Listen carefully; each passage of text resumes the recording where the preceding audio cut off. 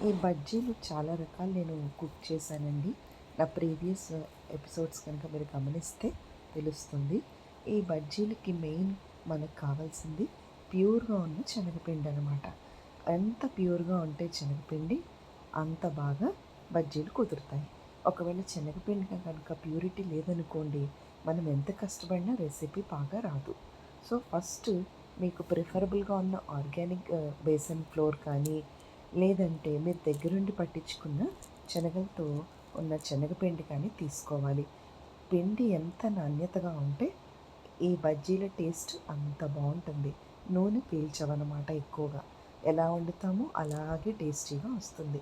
మూడోది దీంట్లో వాడే వెజిటబుల్ ఏదైతే ఉందో అది ఎంత లేతగా, ఫ్రెష్‌గా ఆర్గానిక్ అంటే ఆర్గానిక్‌కి మనకి డిఫరెన్స్ ఏంటంటే మీరు వంకాయలు తీసుకోండి.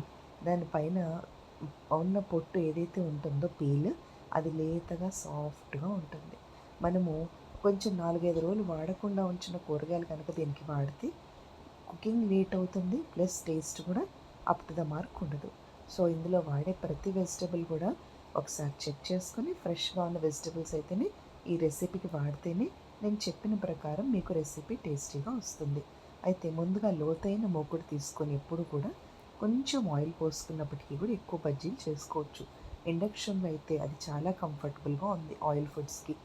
అదే మనము పెద్ద మూకుడు పెట్టామనుకోండి, ఆయిల్ బాగా పై వరకు నిండిపోయి అది ఎప్పుడైనా ఒకసారి పొరపాటున మీద పడే అవకాశం కూడా ఏదో ఒక్క రోజు ఉండొచ్చు. ఒకవేళ అనుభవం కనుక తక్కువగా ఉంటే. సో, ఇండక్షన్ మీద ఒక చోట కంఫర్టబుల్‌గా కూర్చొని, చక్కగా కుదిరితే కింద కూడా కూర్చొని, మన కంఫర్ట్ బేస్ చేసుకొని. లేదంటే పొయ్యరుగైనా పర్వాలేదు. కాకపోతే ఆయిల్ పెద్ద మూకుడు, లోతైన మూకుడులో కొంచెం ఆయిల్ పోసుకున్న ఎక్కువగా అవుతాయి. హై ఫ్లేమ్‌లో కనుక పెట్టుకుంటే బజ్జీలు ఖచ్చితంగా మాడిపోతాయి. లేదా లో ఫ్లేమ్ అయితే నూనె బాగా గుంజేస్తాయి. మీడియం ఫ్లేమ్ అనుకోండి అవి ఎంత ఎగాలో అంత ఎగుతాయి. అయితే ముఖ్యంగా చాలామంది ఇడ్లీ సోడా అనేది వేస్తాం కదా! ఇడ్లీ సోడా అనేది కొంచెం ఎక్కువగా వేసినా ఆయిల్ బాగా గుంజేస్తుంది. తర్వాత అది హెల్త్‌కి కూడా మంచిది కాదు. కొంచెం చిటికెడంటే చిటికెడు వేసుకోవాలి. అయితే ముందుగా ఈరోజు నేను ఈ సాంబార్ మనం చేసే ఉల్లిపాయలు ఉంటాయి కదండీ!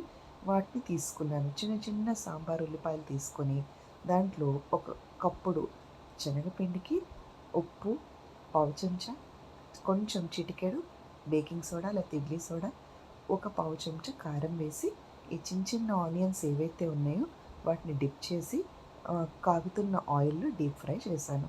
అయితే ఈ ఆనియన్ బోండాస్‌తో ఏంటి టేస్ట్ అంటే ఉల్లిపాయ పకోడీ ఎలాగైతే ఉంటుందో సేమ్ అలాగే ఉంటుంది. అయితే మీడియం ఫ్లేమ్‌లో చక్కగా ఉడికించాలి. ఎందుకంటే లేయర్స్ ఉంటాయి కాబట్టి. ముఖ్యంగా ఇంకొకటి ఏంటి అంటే ఈ శనగపిండి కలిపేటప్పుడే కొంచెం వాటర్ పోసుకుంటూ దాన్ని బాగా బీట్ చేసుకుంటూ వేసుకోవచ్చు. మీకు ఇష్టమైతే కొద్దిగా వాము వేసుకోండి. లేదంటే అక్కర్లేదు. మీ చాయిస్ అనమాట. అయితే ఈ మనం ఉట్టప్పుడైతే ఉల్లిపాయలు సన్నగా, పొడవుగా తరిగి కళ్ళు మంటలు కొడుతూ అలా ఇబ్బంది లేకుండా చక్కగా స్టార్టర్స్‌కి, బిగినర్స్‌కి అయితే ఇలా పొట్టు తీసేసిన ఉల్లిపాయలు ఆన్‌లైన్‌లో మనకు సింపుల్‌గా దొరుకుతున్నాయి. చక్కగా తీసుకొని ఇలా పిండిలో ముంచి వాటిని కుక్ చేసుకుంటే చాలా తొందరగా ఈ రెసిపీ అవుతుంది. అయితే నేను ఈ బజ్జీలలో మిర్చి బజ్జీలు చాలా సార్లు చెప్పానండి ఈ వీక్‌లో. మనకి బజ్జీ మిర్చీలు స్పెషల్‌గా ఎలాగైతే ఉంటాయో వాటి మధ్యలో గింజలు తీసి స్టఫ్ చేసి రోజు మనకి పెట్టే అవకాశం మనకున్నా లేకపోయినా చక్కగా మామూలుగా లైట్ గ్రీన్ కలర్ లేదా డార్క్ గ్రీన్ కలర్ పచ్చిమిర్చి మనకి వంటలోకి వాడుకుంటాం కదండీ! కూరల్లోకి వాటికి. ఆ మిర్చి కూడా గింజలు తీయకుండా చక్కగా డిప్ చేసి మీరు కుక్ చేసి చూడండి. ఆ తర్వాత చాలా బాగా వస్తాయి. మనం ఏం చేయాలంటే చిన్న సిజర్ ఒకటి తీసుకొని ఆ బజ్జీలు చిన్న చిన్న ముక్కలుగా కట్ చేసుకొని కట్ బజ్జీలాగా కూడా తయారు చేసుకొని అది పక్కన పెట్టుకోవచ్చు. అలా 2 రకాలుగా అదే మిర్చిని మనం వితౌట్ సీడ్స్ అవన్నీ ఏమీ తీయకుండా స్టఫ్ చేయకుండా ఒక రకంగాను సిజర్‌తో కట్ చేస్తూ వెళ్తే చిన్న చిన్న ముక్కలు అలా కూడా ఇది టేస్టీగా ఉంటుంది. అయితే కట్ బజ్జీ అయితే ఈ మిర్చిలో మనం వాడిన డార్క్ గ్రీన్ ఒక టేస్ట్ ఇస్తుంది. లైట్ గ్రీన్ ఒక టేస్ట్‌లో ఉంటుంది. పెద్ద మిర్చి బజ్జీ మన బజ్జీ మిర్చి ఇంకొక రకం. అందులో కూడా 2 కలర్స్ ఉన్నాయి. Dark green, light. ప్రతి ఒక్క మిర్చికి టేస్ట్ వేరియేషన్ తప్పకుండా ఉంటుంది. అయితే ముఖ్యంగా అందులో ఉన్న క్యాప్సైసిన్ అనే కెమికల్ అనేది చాలా హెల్ప్‌ఫుల్ అండి ఫర్ హార్ట్‌కి, డయాబెటిస్ పేషెంట్స్‌కి. తర్వాత అది హై పొటాషియం ఉండటం వల్ల హార్ట్ బీట్‌ని కూడా రెగ్యులేట్ చేస్తుంది. సో పచ్చిమిర్చి అనేది హెల్త్కి కూడా మంచిది. తర్వాత ఇక్కడ ఇంకొక విషయం ఏంటంటే, బ్రెడ్ తీసుకొని ఫ్రెష్గా ఉన్న బ్రెడ్ని 4, 5 ముక్కలు చిన్న చిన్న ముక్కలుగా కట్ చేసుకొని చక్కగా డిప్ చేసుకొని కూడా ఇలా బ్రెడ్ బజ్జీ కూడా చేసుకోవచ్చు.